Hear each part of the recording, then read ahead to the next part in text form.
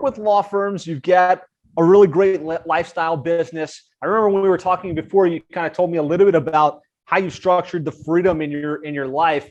Just kind of share that, because a lot of times we talk about, in this podcast specifically, land clients, build a team, start to take on lots of overhead. I think you've kind of gone a different path. Just kind of talk us through that a little bit. Yeah, well, I'll tell you, I think this is an underestimated piece of it. Is I think really 60% of your success comes down to who you actively choose as clients.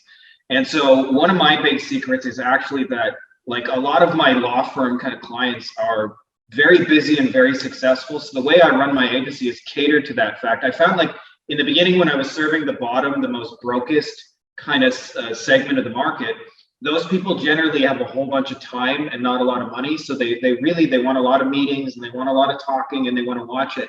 And, one of the things that you mentioned, I'm really big on as well, is if they're not already advertising somewhere else, I'm not going to be the one to try and convince them. So, like, my niche is smaller than most, where I'm only looking, like, if a law firm's not already spending money, then I probably won't even, in most cases, talk to them without special exceptions. And what that's created is I'm already dealing with lawyers who work 70, 80 hours a week. So one of the big advantages of them is they like really sharp, fast communication. They don't want an hour webinar and meeting like that. Not that there's anything wrong with those, but my guys are really, really happy with just like, give me the 2-minute update, like tell me what's going on, how we're doing.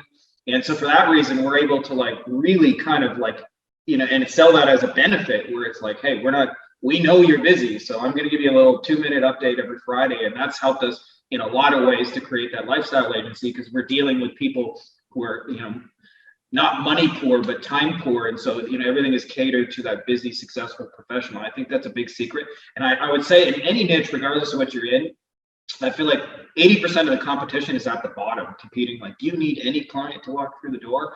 As where it's very, very different if you're dealing with somebody who is already successfully advertising and has figured out pieces. And one of the things that comes up like religiously in agencies is you end up generating phone calls for businesses so often that, like, I hear people say they don't call people back, they're really slow.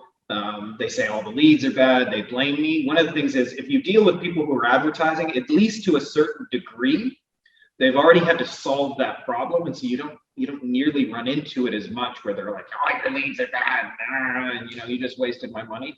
And so I'd say that, it's not the only thing, but a big part of our success has been just like understanding what actually makes a good client. And it's just 14 years of having really good ones and really bad ones, and then sitting down with a pen and paper and be like, why was this person such an awful client? Why was this one such an easygoing client? And starting to recognize the patterns and see how you can, like, then intentionally choose the clients that, are going to make your life better instead of miserable.